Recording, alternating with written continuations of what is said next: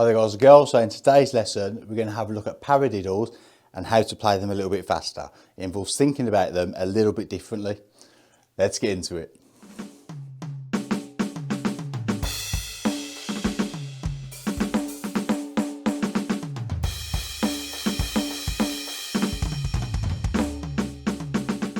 Hi there, right then, so what we're going to look at today is paradiddles and playing them a little bit quicker. It's all about how you think about them, how you go about structuring them. So to start with, what we're going to do is we're going to look at the triple stroke roll, and it will come clear in a second how this then relates to paradiddles. Okay, so for those of you who don't know what a triple stroke roll is, I'll pop the music down below. We'll start off nice and slow and speed it up. Okay, 1, 2, 3, 1, 2, 3.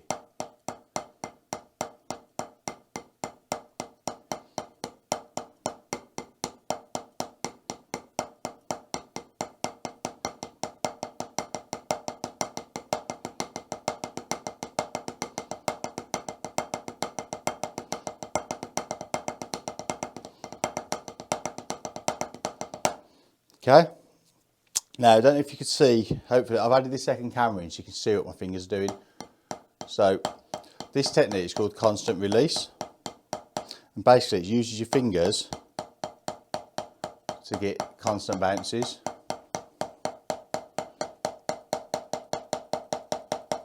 So it's not so much your wrist movement as it is your fingers. Your wrist does the initial hit, and then you continue on to get the 3.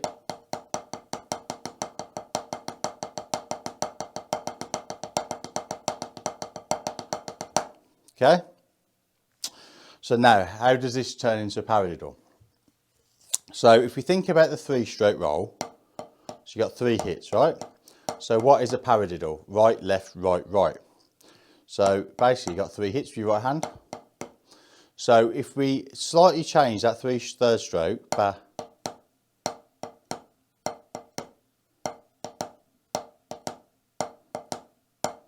so you're getting that, ba, ba, ba, ba, ba, ba.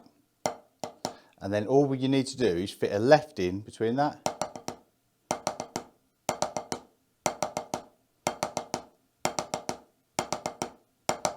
Yeah.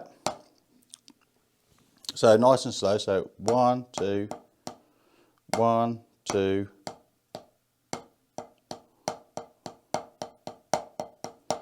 So this is where technique is everything. It's why a lot of drum teacher stuff, we hark on about technique a lot. There's a lot of things that you can do with the right finger technique, the right wrist technique. So there's 2 main finger and wrist techniques. You've got the push-pull,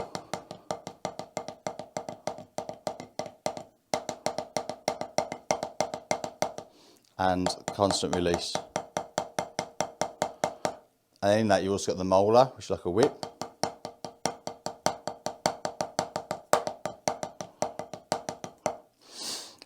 Molar I don't really use that much, but it's worth learning all of them. So back to the paradiddle. So you've got 1 stroke and 2 quick strokes. Okay, so now I'm going to do right hand lead and then left hand lead. I'm just going to continue doing it, okay?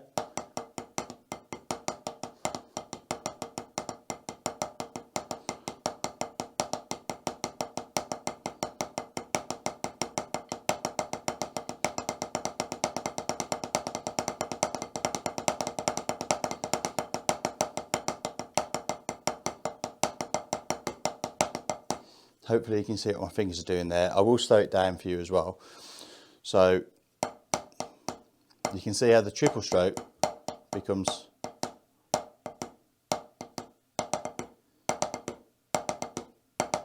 okay.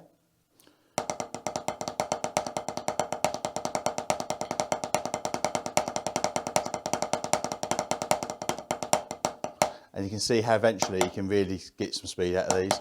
Now, I'm not 100% warmed up, so I can normally go a little bit quicker.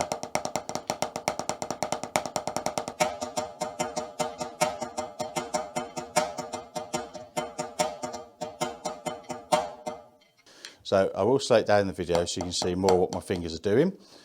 But yep, so that's basically it. So it will take you a bit of time to get used to. And that's how you get the speed basically. It's all fingers. So rather than having to do each stroke separately, which that's about as fast as you can get.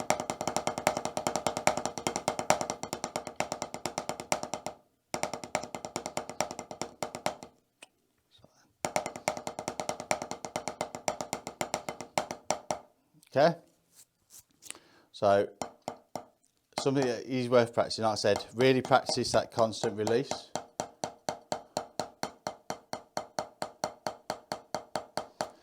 The constant release method does work whether you play German grip or French. So French is more straight in front of you and you play more. It's not something that I do a lot of, so. And then German, which is one that I play, which your hand is turned slightly more over, but you can do it with both. And this finger technique also really helps with your doubles. Okay.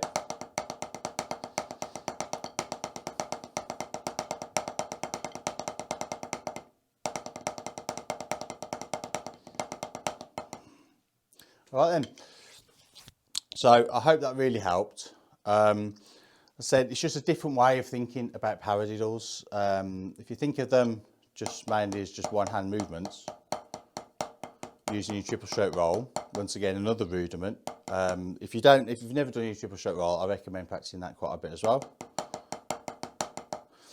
And then progress on to doing the paradiddles.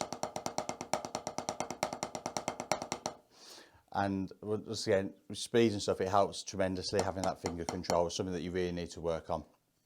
It does take a bit of time to build up the constant release stuff.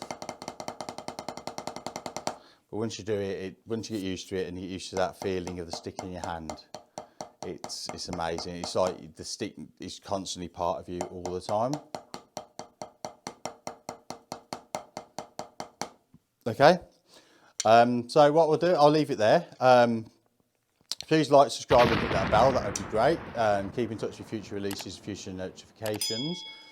I do have a link in the description down below to a site called Buy Me a Coffee. What that is basically it's just somewhere you can go if you like the videos and you want to give me some help, leave a small donation, that would be great. And yeah, I'll see you again soon. Thanks for watching, goodbye.